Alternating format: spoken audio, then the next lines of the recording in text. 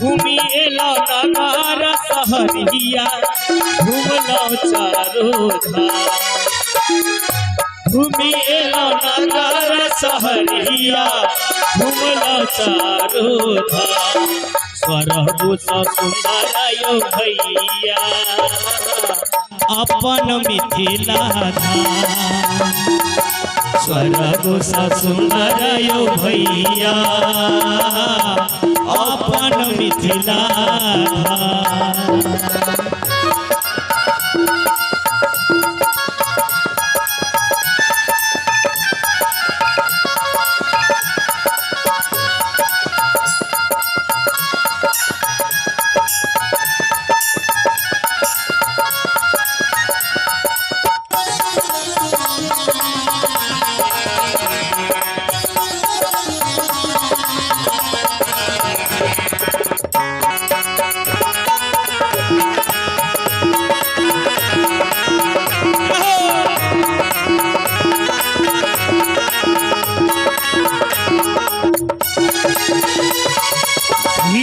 जनक ही के सिया घर ई जनकपुर धाम।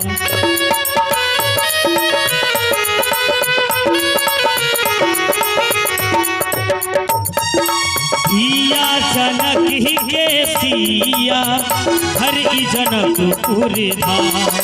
कन कन मिथिला पावन कन कन मिथिला पावन पावन श्रीपति राम।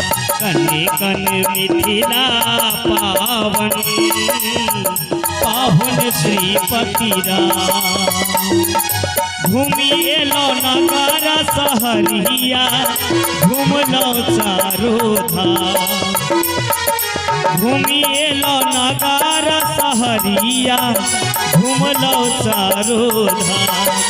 स्वर्ग स सुंदर यो भैया अपन मिथिला धाम।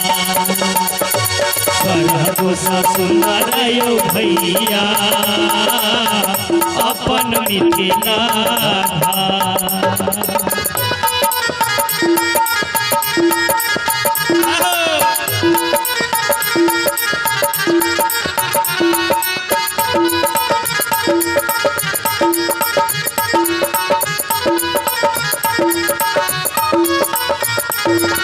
पूरबी पराती भोर भोरे विद्यापति के गाँव।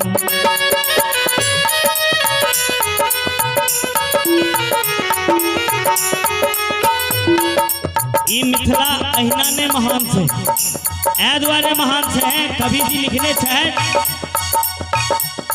कि पूरबी पराती भोरे भोरे विद्यापति के रेगा।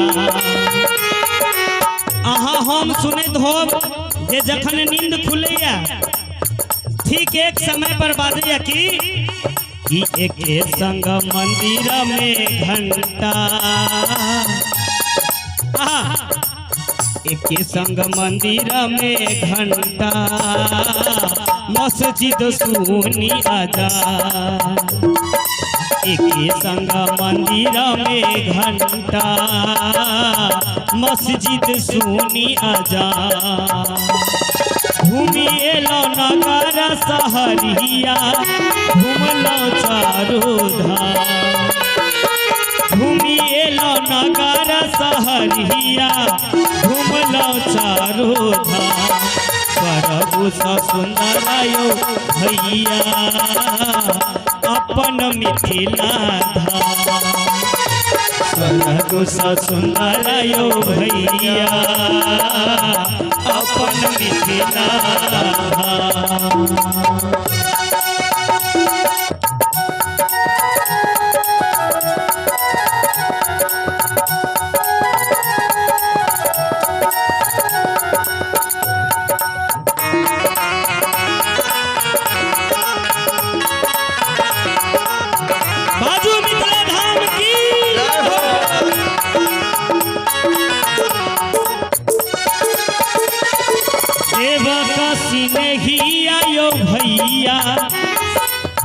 शंकर गावेगा। सेवक सिने ही आयो भैया शंकर गावेगा। कन कन मिथिला पावन। कहबी छै कि हम अहाँ कतबो नीक कर्तव्य कऽ लेबै।